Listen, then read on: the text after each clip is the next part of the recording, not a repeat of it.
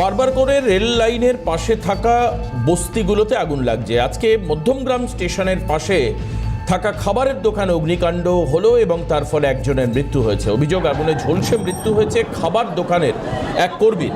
এবং আমাদের প্রতিনিধি কিছুক্ষণ আগে টেলিফোনে আমাকে যেটা জানাচ্ছিলেন যে তাতে খাবার দোকান থেকেই মূলত আগুন লাগবার একটা সম্ভাবনা রয়েছে।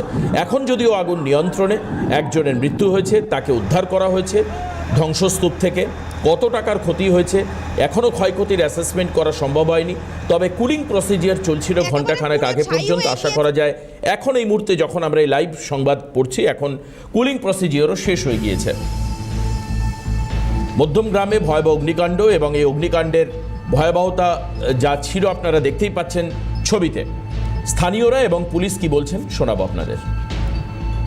থেকে তারপরে চারিদিকে ছড়িয়ে পড়লো, ওপাশে যত খাবারের দোকান ছিল সেগুলোতে লেগে গেছে। সিলিন্ডার তো পরে বাস্ট হয়েছে, আওয়াজ হয়েছে অনেকগুলো, আসলে কি হয়েছে বোঝা যাচ্ছে। নিয়ন্ত্রণে আসে আগুন, মোটামুটি 6টা ফায়ার ইঞ্জিন এখানে ওয়ার্ক করছে, ওর নিয়ন্ত্রণে হয়ে গেছে। আপনি দেখতে পারেন আগুন তো নেমে গেছে।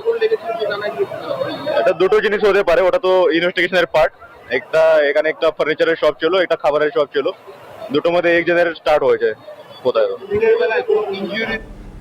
শুনতে পাচ্ছিলাম পুলিশ কি বলছেন, স্থানীয়রা কি বলছেন, আর স্থানীয় বিধায়ক রাজ্যের খাদ্যমন্ত্রী রথীন ঘোষ তিনি কি বলছেন শুনুন।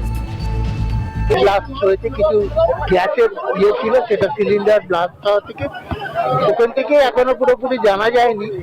এখন আমাদের যেটা কাজ হচ্ছে যে আগুনটা কি করে নিয়ন্ত্রণে আনা যায় সেই চেষ্টাটা আমরা করছি, কারণ এটার পেছন দিকে একটা স্ল্যামও আছে, সেখানেও কিছু হয়েছে কিনা সেটা আমরা খোঁজখবর নিয়ে এই মুহূর্তে আগুনটা নিয়ন্ত্রণে আছে, কিন্তু আবারও ফায়ার ব্রিগেডে গাড়ি টাড়ি এসছে, আমরা দেখছি কতটা কি।